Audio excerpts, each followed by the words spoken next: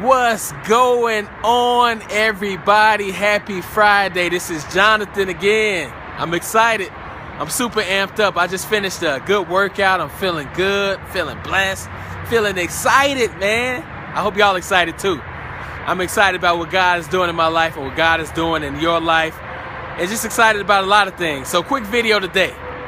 I just want to tell the story of the two sons.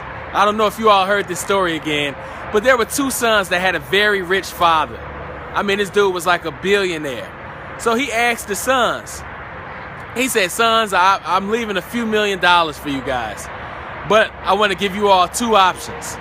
He said, one of the options is I'm going to give one of you all $1 million, and or I could give both of you all $1 million, or I can give one of you all just a penny and let you all compound the interest. So he said, in other words, I'm going to give one of you all a penny, but each penny is going to double every day. So what did one of the sons do? What one of the sons did, he took the $1 million.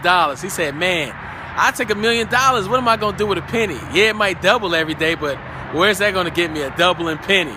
That's not going to get me nowhere much. That's not going to get me nowhere fast. So one of the sons took the $1 million and one of the sons took the penny. And then the father tragically passed, so he put the rest of the money in his estates. So here's the moral of the story. After week one, the son that took the penny, he only had like $64 in the bank. But the son that had the $1 million, he was hiring butlers, he was buying Mercedes Benzes, new suits, he was living that life. You know what I mean? Well, so the other son had $64. Then by the end of week two, the son that took the penny maybe had about $1,000 in the bank. And so by this time, after buying all those nice cars and the nice homes and living a lavish lifestyle, the son that took the $1 million, he had about $750,000 in the bank. So then by the end of week three, now you see the interest start occurring. The son that took the penny might have had about $100,000 in the bank. And the one that took the $1 million, he had about $500,000 left, so he was still living high.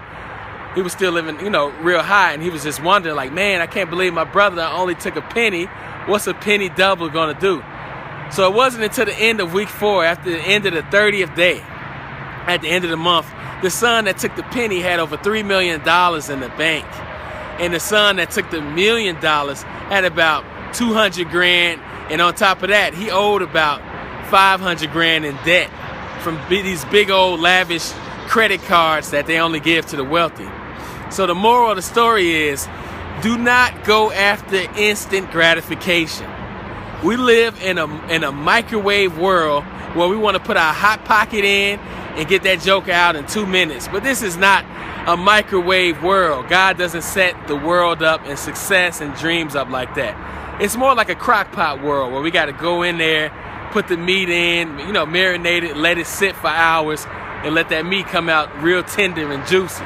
You know what I mean? I might be saying this because I'm hungry. But Will Smith even said it. He said, one day him and his brother had to build a brick wall, and his dad said, just lay one brick down at a time. Don't worry about building this huge mansion of a wall. Lay one brick at a time. So the moral of the story with the two sons is, let it compound over time. I was talking to a buddy at church. He said faith is like compound interest. We don't see what we're doing at first. That's why the Bible says walk by faith and not by sight. We don't see that when we lay those little bricks. We don't see the wall that it's going to produce in due time. But be the brother who takes the penny. Do the little disciplines and the small things every day. That's going to add up to much greater fortune than quick $1 million gratifications. So I hope that makes sense to y'all, the video that I'm shooting today. Y'all have a safe and a great happy 4th of July. Remember, let's empower one another. God bless you all. Love you all. And I'm out of here. Peace.